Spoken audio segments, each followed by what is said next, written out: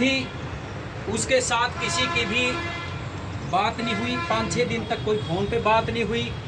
उस FIR में लिखा गया कि उसके साथ मारपीट हुई थी, उसके साथ कोई मारपीट नहीं हुई।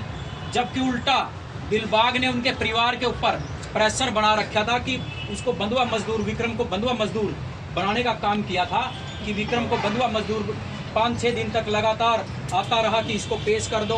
हॉस्पिटल में चोटें मार रखी थी दिलबाग और उसके आदमियों ने विक्रम को, तो उसको बुलाने का काम उसकी घरवाली को साथ में गाड़ी में लेकर के आता कि यहाँ से इसकी छुट्टी करवाओ और मेरे घर में जाकर मेरे सिर में मेरे बंधुआ मजदूरी कि उसमें मैं मेरे घर इसको ले जाने का काम करूं। सर, अगर तो बात करें कि दिलबाग और सुमन में क्या संबंध रखते हैं? देखिए, मैं पूरा तो किसी के चरित्र के ऊपर मैं कोई भी टिप्पणी नहीं करना चाहता, लेकिन इतना जरूर है कि जो दिलबाग नाम का व्यक्ति है वो कैरेक्टरलेस व्यक्ति है और बड़ा दबंग किस्म का व्यक्ति है, पुलिस के साथ साठगांठ करने वाला व्यक्ति है।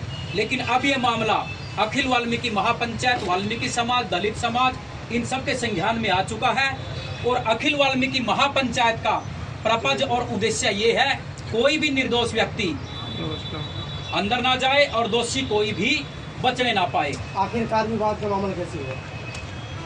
देखिए, अब ये मामला जो है ये पुलिस ने झूठा मुकदमा दर्ज कर रखा है।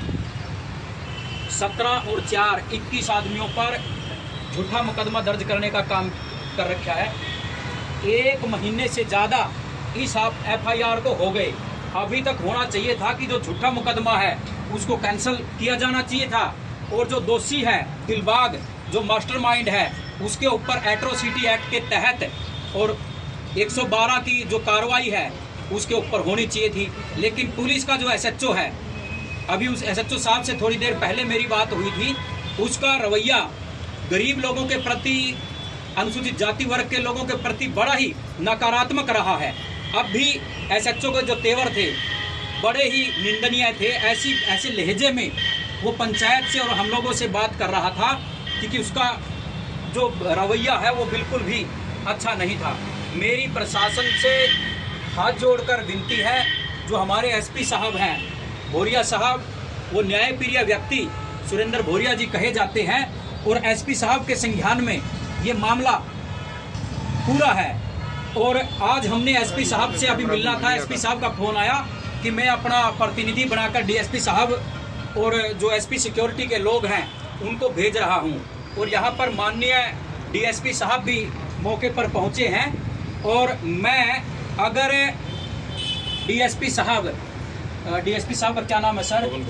पवन कुमार जी, यहाँ जाओ सर। आ जाओ, आगे आ जाओ। और माननीय इंस्पेक्टर पेहवा सर, ये सिटी है।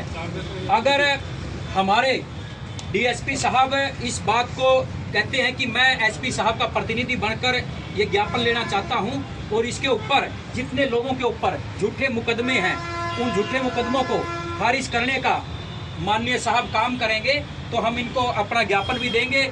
और अन्यथा ये मामला ही एक आदमी का नहीं है, इसमें निर्दोष आदमी 20 घर गांव मोहनपुर के अपने घरों से पलायन कर चुके हैं, पुलिस की गुंडागर्दी से परेशान हो चुके हैं। तो मेरा पुलिस प्रशासन से ये निवेदन है कि आप जितने भी परिजन लोग, जो वाल्मीकि समाज के, दलित समाज के लोग जिन्होंने अपने घरों से पलायन किया हुआ है, उनको आप बुलाने का काम करें और उनको यह आश्वासन दें कि झूठे मुकदमे में आप लोगों को फंसाया नहीं जाएगा। अन्यथा अखिल वाल्मीकि महापंचायत, वाल्मीकि समाज, दलित अधिकार संघर्ष समिति, पूरा का पूरा दलित समाज, वंचित समाज, गांव मोहनपुर के जो दलित लोग हैं इनके साथ खड़ा है।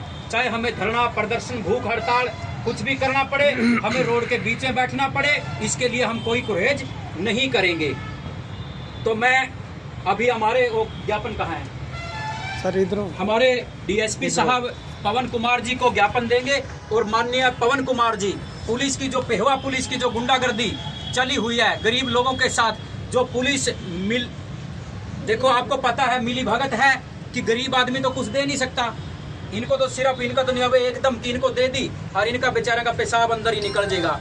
तो पुलिस को दे कौन सकता है? दे तो भाई तकड़ा आदमी सकता है, जो बागी दिलबाग है, ठीक है ना। तो मेरी ये विनती है कि दिलबाग के खिलाफ जो कार्रवाई बनती है वो कार्रवाई करें और जो हमारे अनुसूचित जाति वर्ग के जो लोग हैं उनको भयमुक्त किया जाए।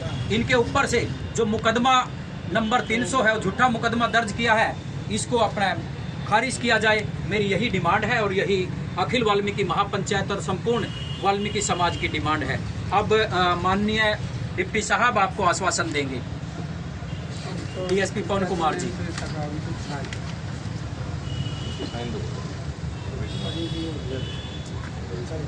रवि इनके सबसे करते हैं। आप यहाँ पर जो ज्ञापन लेने के लिए मत का पहुँचे हैं, क्या कुछ कार्रवाई रहेगी?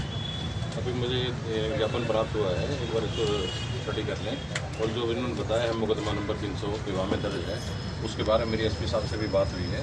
तो इसमें हम एसआईटी बना रहे हैं डीएसपी के नेतृत्व में, और बिल्कुल निष्पक्ष जांच होगी। और इसमें एसआईटी जब इन्वेस्टिगेशन करेगी तो उनको भी उसको शामिल जांच किया जाएगा और उनको बुलाया जाएगा।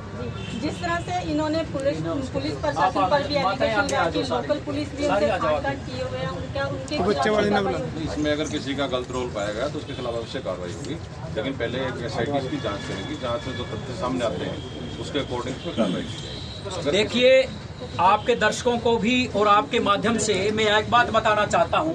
जो ये माताएं खड़ी है, अगर 306 का मुकदमा किसी पर भी दर्ज होता है, या तो उसके ऊपर दर्ज हो जो आदमी प्रेशराइज कर रहा है उनको उठाए फिर रहा, या जो मृतिका है उसके घर वाले के ऊपर होना चाहिए या उसके परिवार के ऊपर होना चाहिए। ये कहाँ लिखा है कि ये पूरे मोहल्ले की जो औरतें हैं, औरतों के भी खिलाफ 306 का मुकदमा दर्ज करवा रखा, जबकि इनका कोई एक घर नहीं, इनका कोई परिवार नहीं, कोई लेना नहीं, कोई देना नहीं। ये तो सरासर गुंडागर्दी है। पुलिस की गुंडागर्दी लगा लो आप, या उसकी जो दबंग है, दिलबाग है, उसकी गुंडागर्दी लगा लो।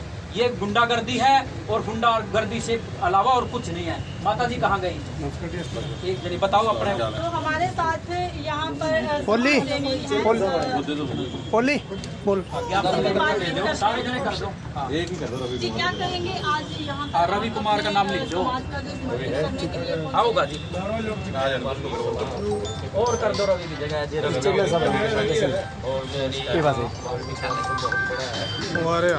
अरे